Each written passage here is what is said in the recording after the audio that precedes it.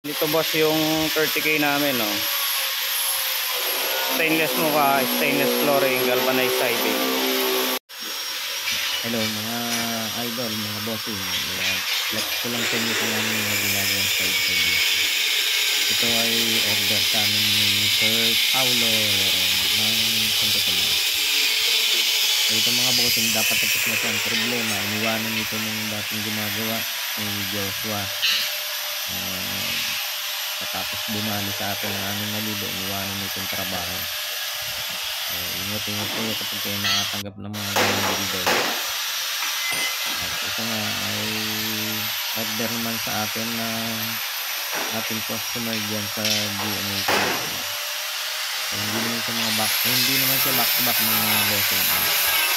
Fixed type ito. Tapos may ano siya compartment sa likod.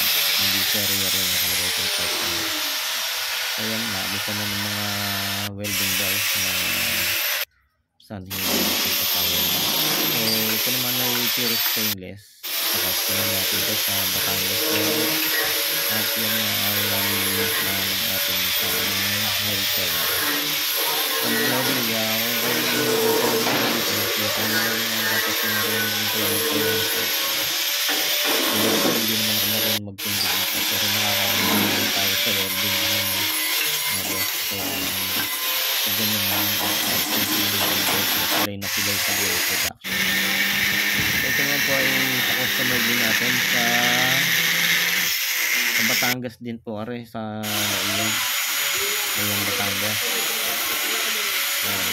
Pinagawa din niya sa atin. At ito naman isang side car na ito, isang katado. Tapos naman natin sa abroad pa yung may-ari na ito. Yun nga, nakatigil yung pagkakagawa dahil yung builders niya ay wala doon. So kung kayo magpapagawa ng sidecar, magtagya lamang po kayo ng fabrication sa number 144 Puro ko Nakasdama Compound, Barangay Timbao, Binyan City. Thank you for watching.